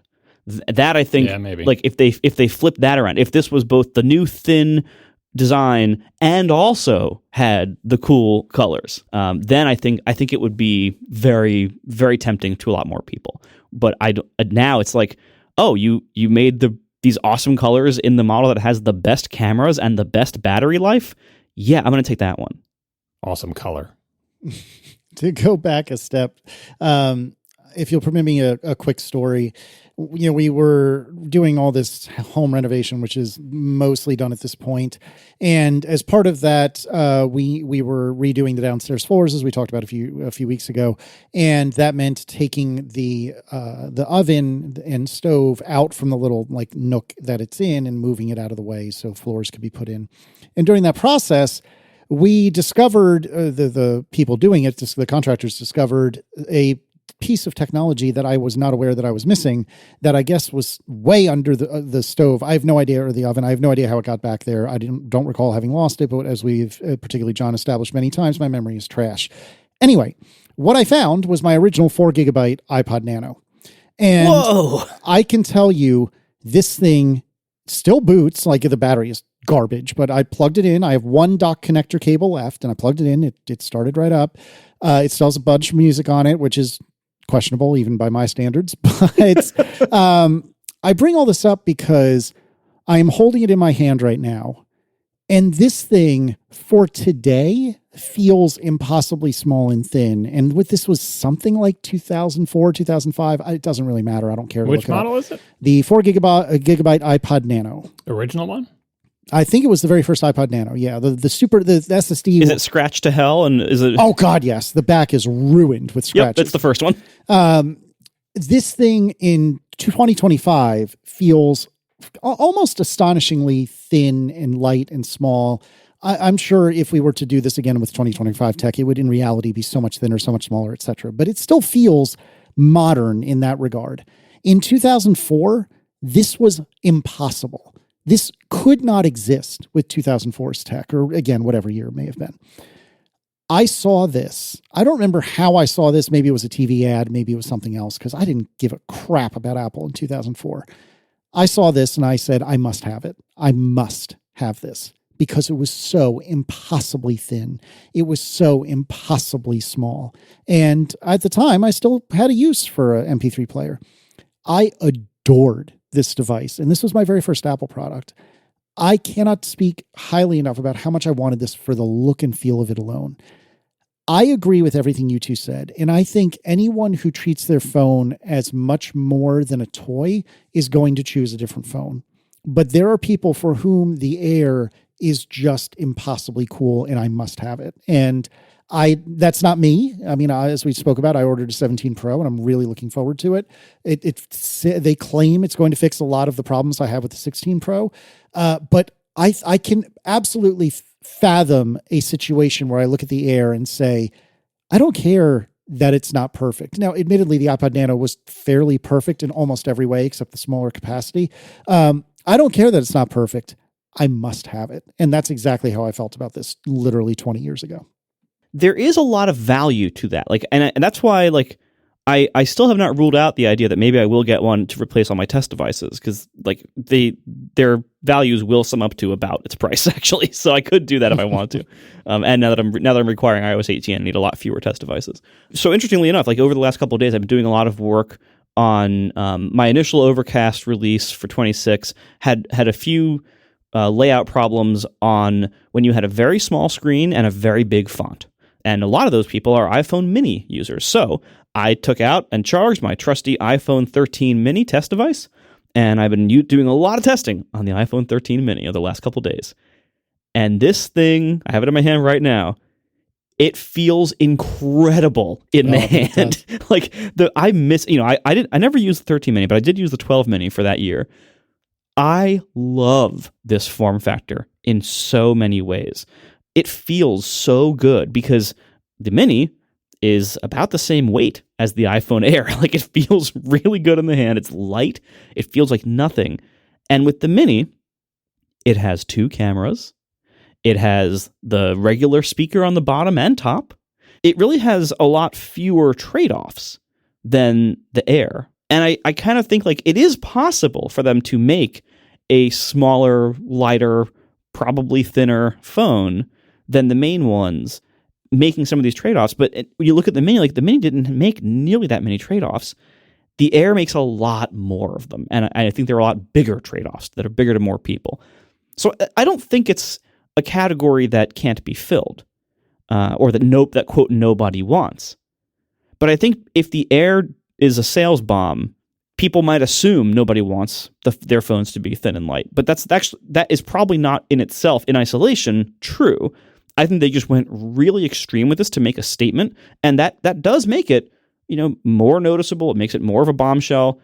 But Samsung released their super thin phone recently, which admittedly is not as thin as this and doesn't look as cool as this, but it's still Samsung released I think it's the Galaxy Edge.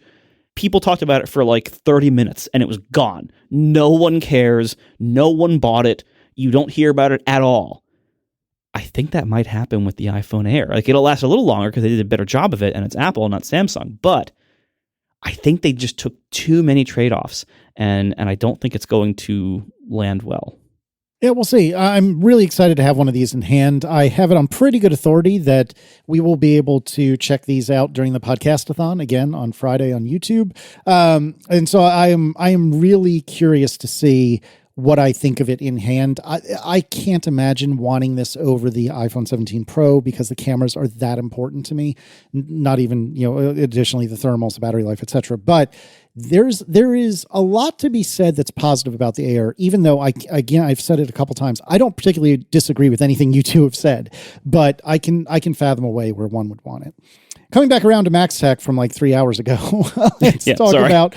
No, I was right there with you. The gap between the dynamic island and the top of the screen is larger on the Air than it is on any other dynamic island phone, which is very, very interesting. And I don't recall if it was Max or maybe this was John theorizing that this might be due to the front camera's need to be inside the camera bump. So maybe that's why they had to move it down a bit.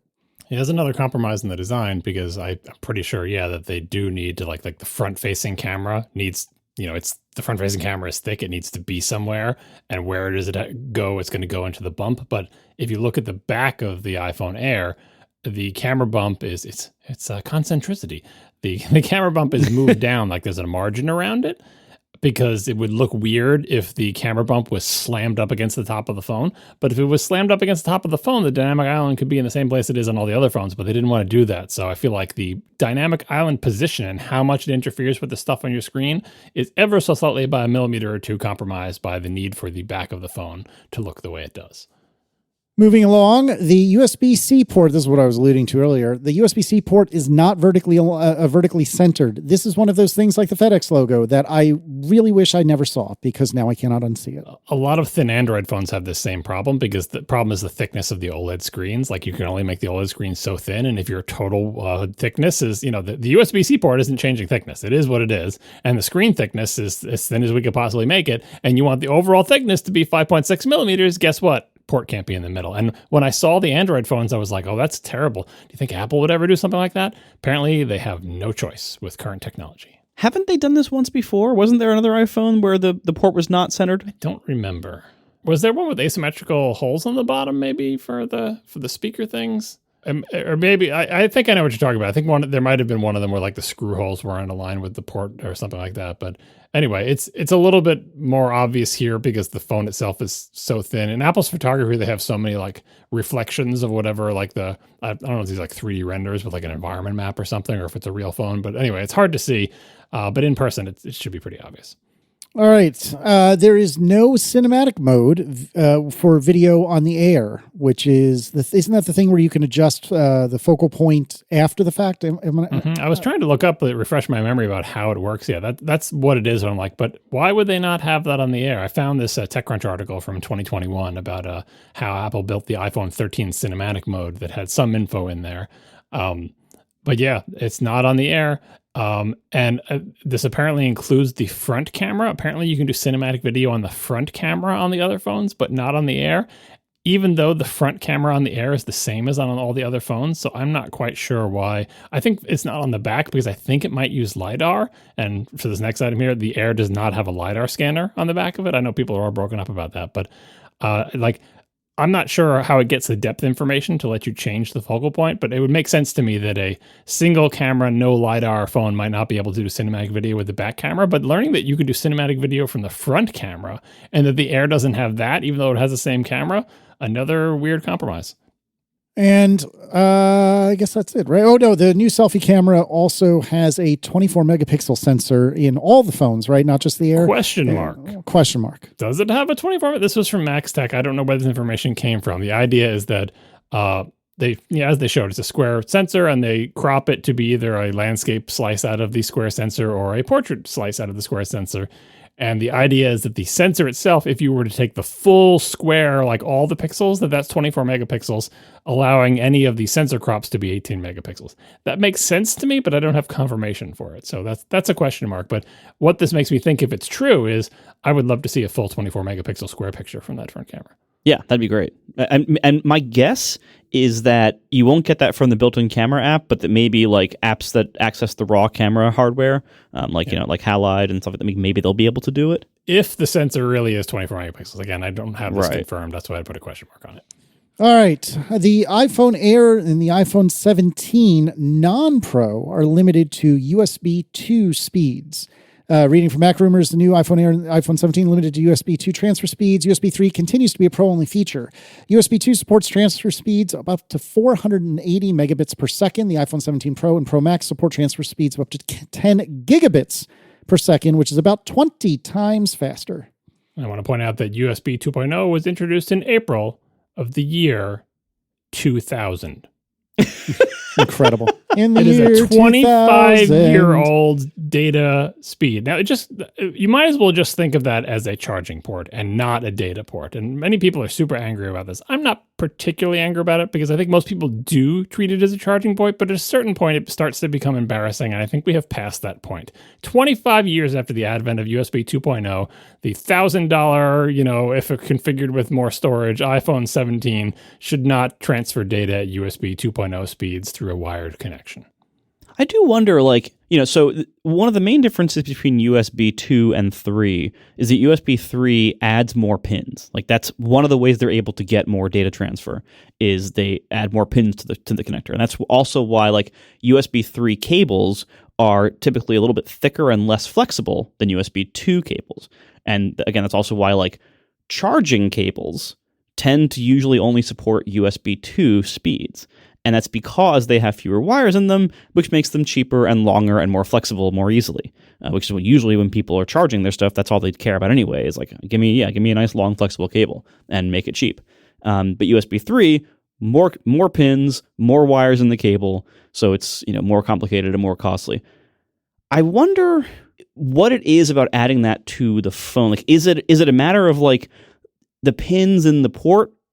Is that too expensive, or is it about the bandwidth on the chip for the USB 3 controller? Is that a bigger deal? Oh, I'd be shocked if it's the controller. I think the A19 probably has the controller, and if it doesn't have the controller, shame on Apple, because again, most people use it for charging, but at a certain point, the Pro features need to trickle down, and it doesn't need to be it needs to be Thunderbolt 5 speeds or whatever. There's a wide gap between USB 2.0 and Thunderbolt 5. Find somewhere in the middle that you can do economically. This, we'll check in next year. I'm not really broken up about this, but it is kind of ridiculous. And the reasoning for it just seems like one of those things that Apple doesn't. It's kind of why didn't the non-Pro phones have promotion for so long, even though every phone in the Android world has been over 60 hertz for ages. Sometimes it just takes Apple a long time. And anyway, I think they're overdoing this one. I wonder too, I don't think anybody would care but me on this one, but okay, if USB 3 having all these extra wires makes it so much less adopted in so many ways still all this time later, what if we had a USB 2.5 standard that... Oh, God. That's why we need more USB standards. Right. But what if it only used the same number of wires as USB 2, but just clocked the data lines faster or something? I don't know enough about the physical side of it, but I don't think the standards are going to reach back to we need to find a way to jam more data over charging cables. I'm not sure that's an area of interest for them. But you can imagine USB 2 and USB 3, it's what, about 20 times difference in speed? Mm-hmm. What if you could get a USB 2.5 that was 5 or 10 times faster? And use all the old cables and use the thin, flexible, cheap ones. That actually might be pretty compelling for a lot of use cases. No one's going to do it, but I think it could be cool. All right. Let's talk about iPhone screens. It seems that every new iPhone screen has the exact same specifications other than size and resolution. Difficult to tell from the presentation because they emphasize certain features on certain things. But if you go to Apple's very handy apple.com/iPhone/compare page and bring up the Pro or Pro Max, the Air, and the plain 17 and go down the screen specs, everything except the resolution is the same. Contrast ratio, true tone, how many nits, max brightness, the peak brightness, it's all the minimum brightness. They're all the specs are exactly the same, which is pretty rare. So let's celebrate that they all have really good screens now.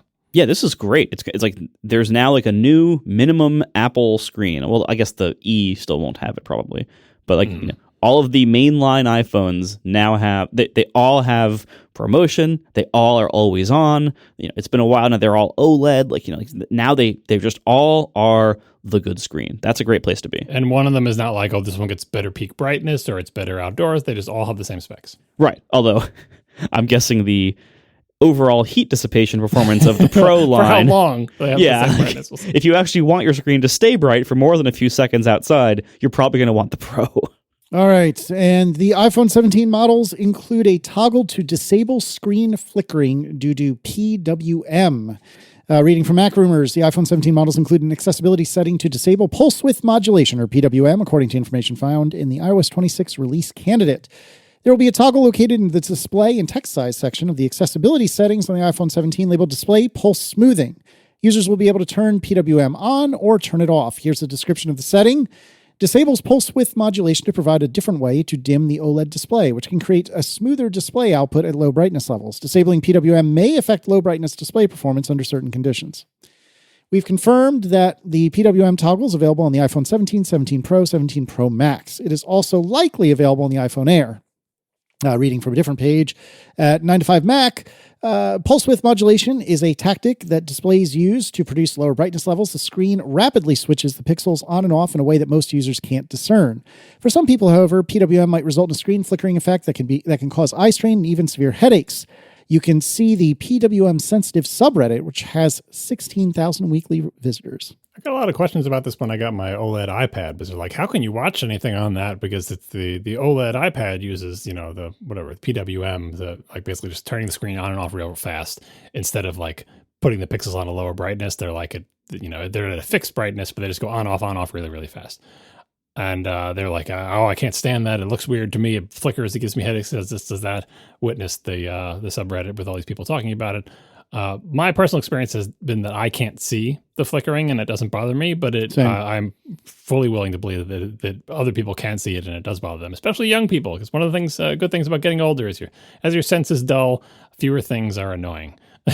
But, although young people themselves become annoying as you get older. So, it evens out. But I'm actually kind of surprised that Apple rolled out this feature, because even though some people are clearly sensitive to this, it seemed like, well, Apple's just going to ignore them forever. But no, they provided an option for it, which is great. And I don't know what the downsides of it. Maybe like there's an energy trade-off. I think it's like it's you can use lower power if you use PWM than if you don't. And again, maybe at like really dim brightnesses, it won't look quite right. But kudos to Apple for adding this option. If you're one of those people who can't stand that OLED flickering, why doesn't everybody else see it? Try out this option in accessibility. I guess we all have iOS 26 on our, well, I do anyway, and I assume you do, the release version. So I should check if that option is actually there, because when I put this in the notes, it was from the RC. But no, but it says it's only on the 17 line of hardware. Oh, that's right. It's not. Yeah, I can't use it. Okay. All right. Well, we'll find out when you guys get your new phones. Yeah, this is interesting too. Like, if you can see PWM flickers, I feel sorry for you, because so many of the things in the modern world use PWM to control brightness. Like that's what they complained about on the subreddit, I'm sure. Not only device screens, but also any dimmable LED bulb. Like almost all, not all of them, but most dimmable LEDs use PWM to achieve their dimming. Oh, I didn't know that. I can see that when you get cruddy quality ones, I can see it and it annoys me. Yeah, and if you have any kind of cheap LED lighting that is, especially stuff like Christmas lights or like party lights, or a lot of car aftermarket headlights, if they are super cheap, they will use half-wave rectification of the AC supply to get DC power for the light. And what that means, they'll just shove it through a diode, which means it flickers. I believe that makes it flicker 30 times a second instead of 60. Which is very visible. Yeah, and that's why, like, especially, you might not see it in the center of your vision, but you might notice if it's like at the periphery of your vision, you might notice a bit of a flickering of cheap LED party and Christmas lights. Or it seems like it's flickering only when you move your head or something. You can start to see a little bit of it there. And if you get good LED Christmas lights, they'll be full wave rectified at least, or they'll just do some kind of other DC conversion. I don't know the details of how those work, but you can spend a few extra cents of components, and you can get both of the AC waves peaking the signal or whatever, and you can double the refresh rate to 60 hertz, or you can have some fancier system that actually just, lowers the voltage or something. But so much of the world now is this. Now, I wonder, my theory on, what Apple's option here says, disabling PWM may affect low brightness display performance under certain conditions. My theory, maybe what they mean by that is like, if the display can say, all right, you have, RGB values 0 through 255 for each of them, and it's probably a higher bitrate panel than that, but we'll just say that for now. For each pixel, you have these, 0 to 255 values for the color channels. Maybe the way they're achieving this is just compressing those down to the lower range. And so the display still thinks it is performing at its full voltage and brightness and everything, but it's just being fed darker pixel values by the OS. Because the way OLEDs work, they won't use more power that way. If you just compress those values down, eventually you'll get compressed low enough that like you're not really getting a lot of distinction between the colors, maybe, or maybe you'll see banding like in gradients because you don't have enough like pixel precision in those ranges. Maybe that would be how performance is affected. But I don't know. I think this is a great option to have. We'll see what the trade-offs are, but this is very good for people who need it. All right, let's talk Apple Watch. The Apple Watch Ultra satellite data features require a cell plan, which we talked about last episode. And Jason was in the chat and had the same theory that a friend of the show, Greg Pierce, wrote in about, which is the most likely reason to require a cell plan for satellite features is that they don't want those features used any more than absolutely required. A device without a cell plan might be trying to leverage that network as a primary means for texting, etc. Yeah, makes sense. And also there are some cell plans that come with satellite stuff. Not this is relevant to the iPhone, but I was surprised to learn that you can buy a cell plan that you pay a little bit extra and you get satellite service with it as well. But yeah, they just want to use it as fallback. There's not enough satellite bandwidth or availability for everybody to be using it if they don't want to pay for cellular. Yeah. There is a post on Reddit, which is very interesting, that seems to think that the 24-hour battery claim up from 18 is not really any different. So reading from Reddit, the extra 6 hours that Apple claims is just Apple finally including sleep tracking in the test. But sleep tracking barely sips power, and previous Apple Watches have already been able to easily surpass their 18-hour claims and go through a night of sleep tracking on top. In the low power mode test, the difference is just 2 hours with 38 hours versus 36, a measly 5% difference. But Apple also lowered the active usage assumptions for the new model. Fewer checks, fewer notifications, less app time. Not really an upgrade, just a shift in methodology. I bet this is right, and that makes me feel kind of gross. Yeah, like I wrote down like there's the three things I wanted to complain about with Apple's marketing of these. I mentioned earlier the thinness of iPhones and then having these massive camera plateaus. This is the second one. It does, like, it seems like this is probably accurate. Like, I can't find anything that refutes it. It seems like this is probably right. That, like, when I said last time, like, the big difference with the Series 11 is this extra 6 hours of battery life from 18 to 24 hours. That sounds like a big difference. That's how Apple sold it. But it does seem like they just changed the way they're testing it to include 6 hours of sleep. It looks like, actually, there is not a significant difference in battery life from the Series 10 to the Series 11. Maybe there's a small one, but it isn't that big the way that made it seem. And that really the primary or only difference between the Series 10 and 11 is changing the cell radio to be 5G capable. I can't see anything else that actually was changed in the Series 11. Yeah, when they tear these things down, we'll have to see if the capacity of the battery changed at all. Because if the battery is a little bit bigger, that could account for a real difference, even if all the other components are the same. Because we know the SoC is the same. We can assume maybe the screen is the same.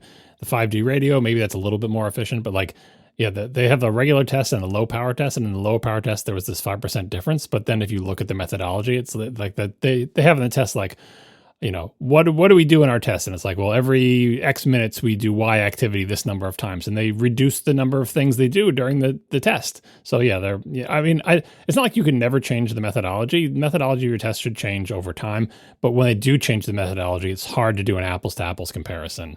And yeah, the sleep tracking thing by tacking those hours in seems kind of misleading. So I mean, the thing about this is it's probably not going to be a lot of outcry because anyone who gets a new watch replacing an old watch, the battery on the old watch was probably cruddy. And so, wow, this new watch has such amazing battery life. Yeah, it's just got a new battery. If you had bought a new version of your old watch, it would probably have the similar effect.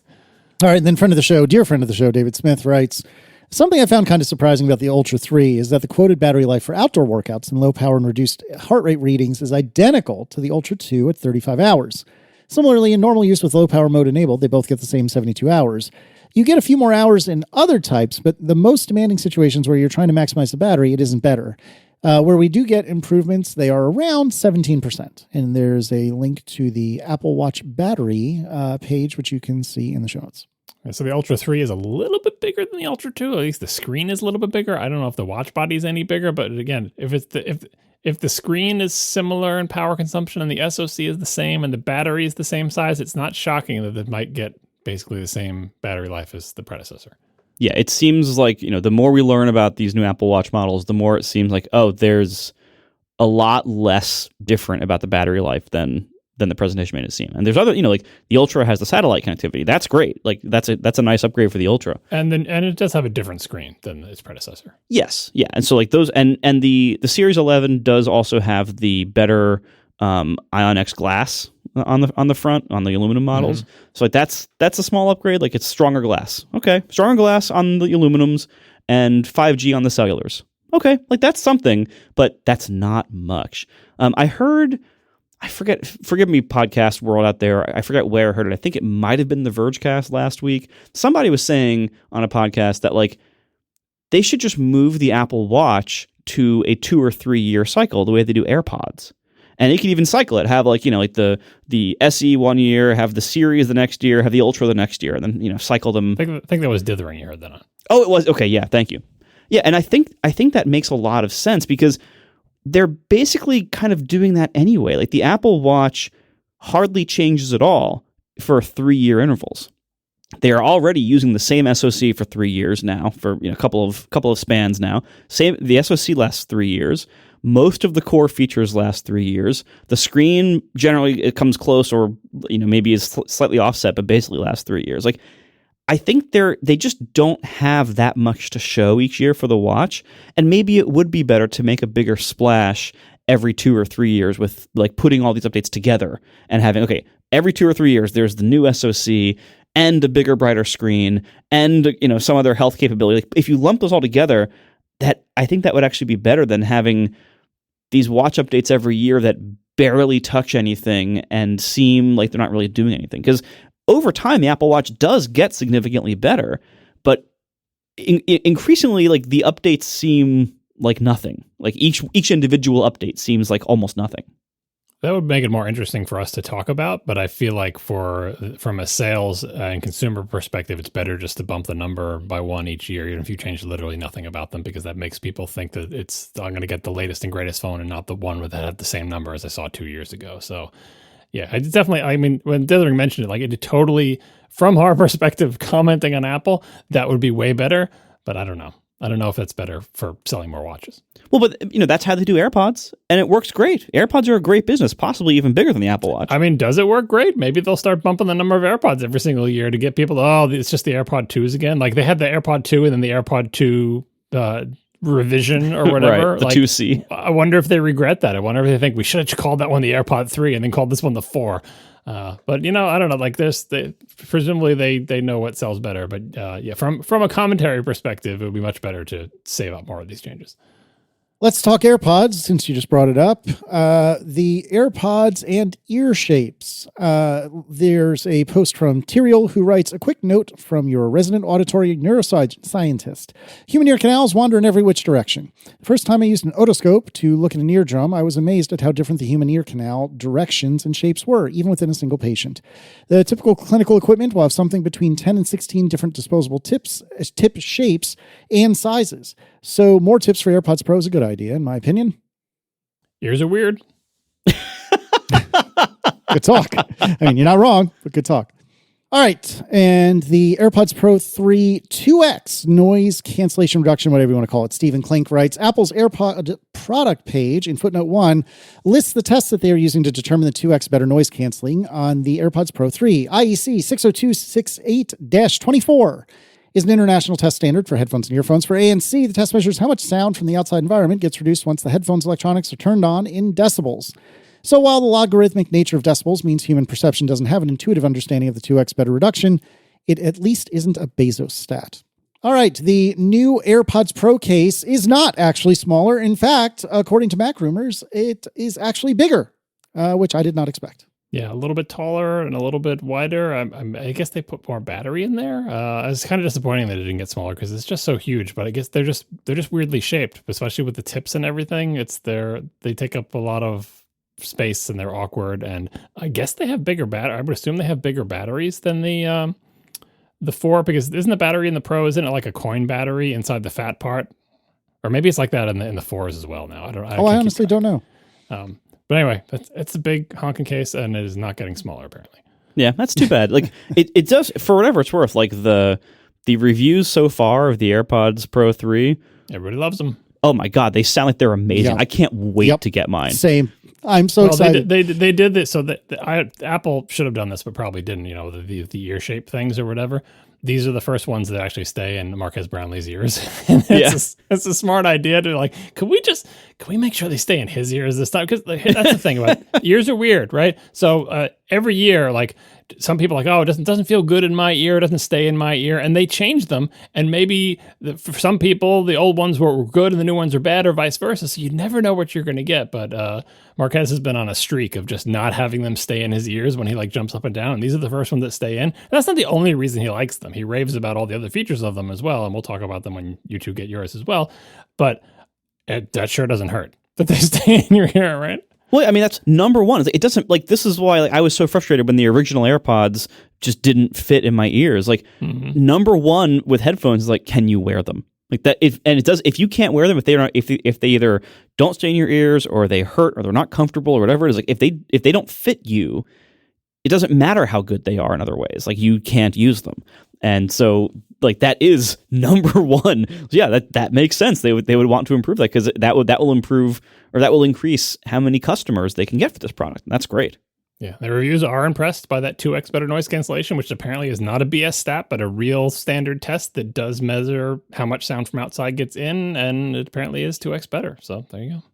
I should also note, with regard to the AirPods Pro case, allegedly, according to Mac Rumors, it is a touch lighter, which is interesting. All right, the new generation of ultra-wideband technology, or so they said, it is apparently now called the the U2 chip. And you can see that on the AirPods Compare page, which we will put a link to in the show notes. Yeah, I think they spent at least a year calling this next generation ultra-wideband chip or second generation ultra-wideband chip, but I guess the lawyers got the clearances, and now it is just the U2 following on the U1 chip, which was its predecessor. And then live translation, it apparently runs on the iPhone, not on the AirPods, which is what you would expect. This is according to MKBHD. You have to download each language, but it does work offline, which is good news. The point is that whether we always know it's going to run the iPhone. This is like it runs on device. So like when the phone is doing translation, is the phone doing the translation using like local models on the phone, or is it sending out network requests? Now, that's what he said in the video. He basically said you have to download each language and it works offline. Those are both true, but I still had a question. It's like, okay, you download the languages and it works offline, but does it always use local models on your phone? Or if you have a network connection, does it go out to the server? So I was trying to figure out the answer to this question before the show, because I have iOS 26 on my phone now. And if you go to your AirPods, you will see a thing that says translation and in parentheses beta, and that has a languages sub-item. When you go into the languages sub-item, you'll see the list of languages, and then there's some gray on gray text at the bottom that says download languages to translate when offline. You can choose to always translate offline in settings, and settings is a link. You click the settings link, and it takes you to the settings for the Translate app, like just the plain old Apple Translate app. And in the Translate app settings, there is a setting called on-device mode, which is off by default. And the text under that one says, always translate offline using downloaded languages. Offline translation may not be as accurate as online translation. Siri and Safari will always process translations online. So I can't figure out if this means that if you don't have on-device mode turned on, will it always go to the server? I mean, clearly they're saying that the server-side translation is better than on-device, which makes sense. You know, there's more computing power, blah, blah, blah on the server.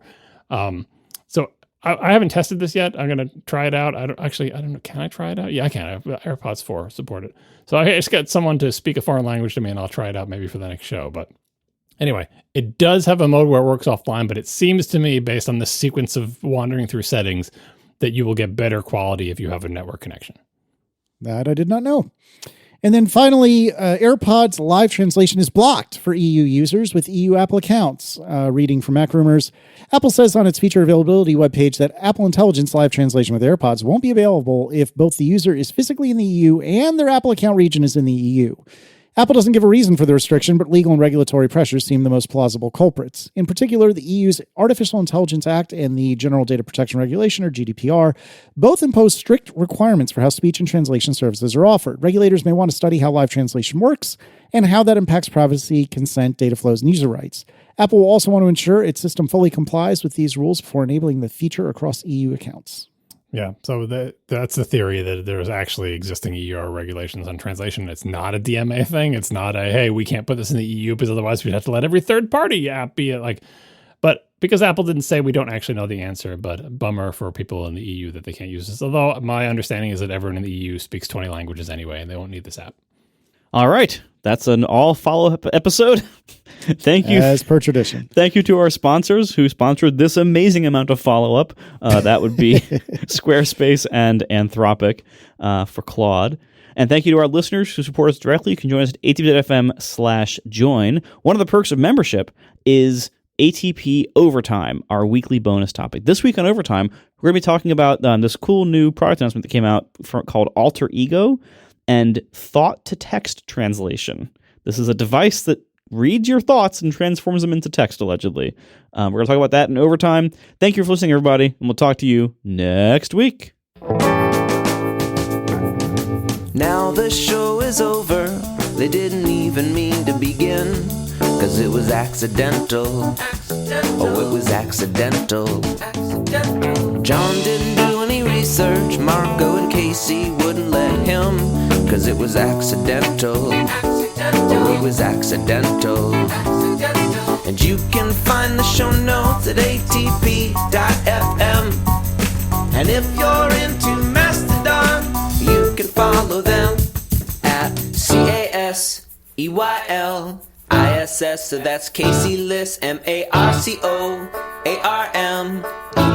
Marco Arment, SIRAC, USA Syracuse. It's accidental. They didn't mean to. Accidental. Tech podcast so long. John, you have something in the show notes that says John's red dot. And I'm guessing this has to do with your long struggle with the new AppleCare thing? No, because you stopped that. You said you were done with that. No, it's different. So, all right, what's going on? I think we've all had this issue at one point or another. It's when you get a red badge on the settings app on one of your Apple devices. Oh, we've all been yes. there. Mm-hmm. And sometimes that badge is legitimate. Hey, there's a new OS update. Oh, you need to sign back into your Apple ID for some stupid reason that you're never going to be able to figure out. Yep. But sometimes what happens is you get a red dot on your settings app icon and you go into settings and there's nothing there. And the received wisdom from people who've been through this many times over is like, well, sometimes you got to look for it. Sometimes you don't realize that you might have to go into your Apple ID and then you'll see something there that's something you have to do. Maybe you have to go into the Apple Wallet settings. Maybe there's something in there. Maybe there's some marketing thing where they want you to watch the F1 movie and somewhere buried in settings, even though there's not going to be a red badge in settings, you just have to show a screen somewhere in settings and that will satisfy settings and it'll make the badge go away. But if you're a programmer, what you're thinking is, they just got their state unsynchronized. And now this is never going to go away because something that was supposed to be incremented and decremented just got incremented and then something crashed or never decremented and it's never going to go away because it's just like, it's like Delta rot, right? And there's nothing you can do to fix it. And I've been through this many times. I'm sure you two have had the red dot many times as well, but I had recently had my worst bout of red dot syndrome on Apple devices that lasted like the last 2 weeks. It started, I think, on my phone. And I got the red dot, and I even posted on Mastodon. I was like, does anyone have any ideas? Here's all the things I tried. I tried Apple ID, I tried the wallet, I tried settings, I tried accessibility, I tried sub items in my Apple ID. I tried to list all the things I tried. But does anyone have any new place where they can go to try to get rid of the badge or new thing that they can do? I didn't get any good responses for that. But the thing is, it started to spread. So then I started to see it on my Mac. Like, what the hell? So I go into Mac settings, and again, and software update. Of course, software update you always check first. No software updates, no anything. And so now I'm trying to get rid of my Mac. Then it spreads to my iPad. Like it's the red dot is slowly appearing. A number 1 inside a red badge on the settings app icon on my Mac, on my iPad, and on my iPhone. I was like, well, I mean, worst case scenario, when I do the OS 26 updates, it'll probably fix it. But I was kind of at my wit's end because normally when this comes out, I eventually find what screen I have to display to make it go away. And this time I could not do it. So I wanted to put the segment in here, first of all, just to let people know, this is a thing that happens on Apple devices. Sometimes, not just settings, but sometimes an app will get a badge and there's no way to make it go away. And you don't know why it's there. I get asked this question by family members. Why is there a badge on this app icon? Sometimes I can tell them the answer. It's because you have a software update. But sometimes I have to tell them after extensive exploration, that's a bug. No, there's nothing you can do about it. And they are more bothered by this than I would imagine people would think they would be, because it's like, of all the things that can bother you, it's like, but I don't want that red badge to be there. And you're like, okay, well, what if I just turn off badges? Can I just turn off badges? I go to the notification setting and say, I just don't want to see any badges in this app. Just turn off badges entirely. Well, guess which app you can't turn off badges on? Settings. Cool. You cannot turn off badges and notifications, at least as of iOS 18. I didn't check 26. So this is a PSA to say this is a thing that happens. Again, as a programmer, I can imagine a million scenarios that would cause this to exist. And as a user, there is sometimes literally nothing you can do about it to fix it. Now, the bright side of the story is even before I started up doing the 26 OS updates, first the badge went away on my Mac. Why did it go away? No idea. I didn't reboot. I didn't install a software update. I didn't discover a screen in settings to make it go away. I just came back to my Mac one day and the badge was gone. And then it went away on iOS. Before I did the OS update, I was like, the badge that has been there for a week and a half, it's gone now. I have no idea why. It's still there on my iPad as we record the show, but I'm hoping if I just wait it out, it will go away. But yeah, red dot syndrome. I feel like there should be a dedicated team at Apple to sort of spread the discipline throughout the organization to say, if you badge your app icon, there should be some kind of sanity check on app launch. Like if someone force quits the app and launches it again, to say, hey, let me just sanity check. Do I think there should be any badges on this? Which means they would probably have to use a different system for badging other than just like writing something to their, user defaults or whatever. But yeah, this is a thing. And it usually goes away quickly, but sometimes it's really bad. So watch out. Be careful out there. Red dot syndrome can come for you. Have you ever had one that you couldn't go away? And do either two of you have a secret location that you go to clear the badge? No. No. This doesn't happen to me very often, and usually it just kind of sorts itself after a while, or maybe a reboot at worst. Yeah, that's the thing. Are you able to just say, don't worry about it, I'll just ignore it? Like some people, I'm not able to ignore it, obviously, but Casey sounds like you'd be like, there's a badge, I can't make it go away, I'm sure it'll go away eventually, and you just don't think about it anymore. Well, I always have badges on my phone. On settings? No, but just for instance, like on my home screen right now, the phone app has a 19 badge. No. Instagram has 1 and Messages has 5. All right. Well, if I go to the next page, I got the Nest app that has 6. I don't know what the heck those are. Probably just spam promos from Nest or whatever. Like there's just at this point, like everything has a badge all the time. Everyone's so it's a combination of like every app and company is so incredibly desperate and thirsty for every possible amount of everything from you that they're going to spam the crap out of every possible notification and inbox and thing they have. So that's number one. Then, that's probably the Nest bullshit there. Number two, I tend to not check things that frequently in certain areas, voicemails and Instagram messages. Clearly. And other areas like text messages, I sometimes will use the unread status as a, I have to get to this later kind of thing, which I know is not what I'm supposed to do, but everyone does it. Okay, so anyway, that's why those stick around for a while. And therefore, badges on my stuff are not particularly unusual. Well, you can just turn off the badges like on your phone app. Unlike the settings app, you can just decide not to show badges on the phone app. You can solve that problem there. I just looked at my home screen and I have no badges on it. So I do not want badges to, unless they're I want them to be there to tell me, for example, messages. I want it to be badged when I have a message. So I do want to see it, but I don't routinely leave tons of unread messages. And I know what you're talking about. Like they added the feature a couple of OSs ago to mark it as unread, which is useful, which I also occasionally do. But that's to get my attention so I don't forget about that message. But there shouldn't be a very high number there. But the settings thing really annoys me. And yes, I did check under warranty as well. I've been spending a lot of time on the warranty thing with my AppleCare One battle. So yeah, I don't know where the badge came from, and I don't know why I couldn't defeat it, but I'm glad that it is departing me. Even before I did the OS update. I haven't updated my iPad yet. It is the last one with a badge on it. So maybe when I do the 26 update, I'll let you know if the badge goes away.